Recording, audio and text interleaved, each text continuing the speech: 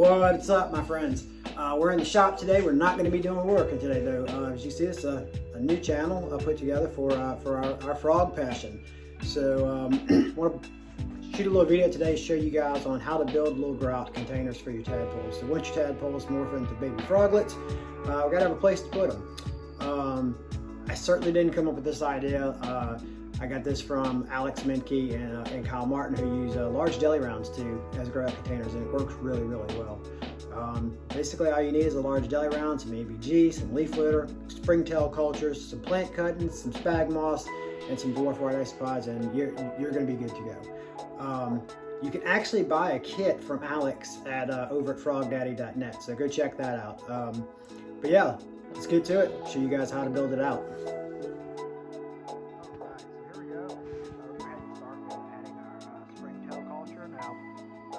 I like to add just the culture right to the bottom of the deli round like that. We'll take some ABG and spread some ABG around the culture. You'll actually see, I prefer my culture, the preferred cultures that go in there to be a little bit more shallow. These are a little bit taller cultures. Probably doesn't really matter. I mean, the frogs can jump in and out pretty easy. But wasn't real happy with placing it like that. So you see later in the video, I kind of pick it up and shove some ABG under it. I want it to be a little bit taller, but you know, doesn't have to be perfect. It's just frogs want to get in there. They want to eat springtails, and hopefully they'll absorb some of the calcium through their belly patch there. So here I am just putting some water down, some mist in it. You don't want to saturate the ABG, but you want it moist so it'll help hold the humidity in the little deli round. These don't really need to be misted that much. Like I mist mine maybe once every 2 or 3 days. It holds the humidity pretty well with the deli round. So we're just spreading out some leaf litter. This is live oak leaf litter. I paid a lot of attention and fiddled with trying to keep it out of the clay container, but again, I don't think it really matters that much. They can get underneath the leaf litter if they want to. So I probably fussed around with it too much. I don't think it's really that big a deal if it gets in there. Probably just don't want it filled completely up, but if some leaves get in there, nah, don't sweat it, I don't think.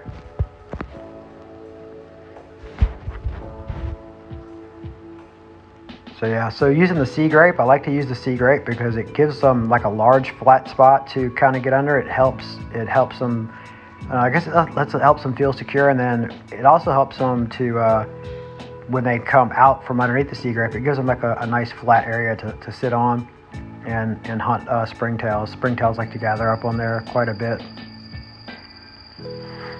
especially when they're real young, and the small frogs that I have that are going in these particular containers are Epipibates, Santa Isabels, you know, so they do really well. These are really good for like Santa Isabels and Renata Tomea frogs. I mean, tinks can go in here too, but you can put 4 or 5 Renata Tomea or Santa Isabels in there for quite a while, probably 3 or 4 months, 4 or 5 months even, basically before you have to really think about moving them to a larger kind of grout container.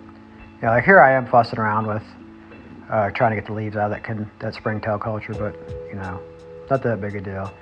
Now I'm fixing to dump some springtails in here in just a second from another culture.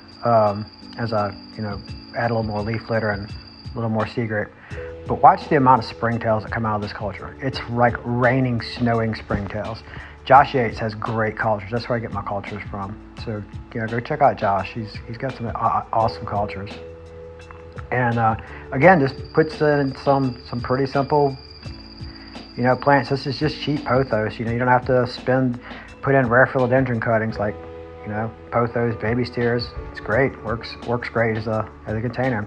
And that's really it, guys. This is going to be a really solid grout container for your small frogs, or even, like I said, your larger frogs. You can put a couple tinks in these, and they're stackable. You can stack 3 of them on top of each other.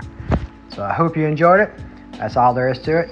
Super easy. If you have any questions, leave them in the comments below, and I'll answer them. Thanks.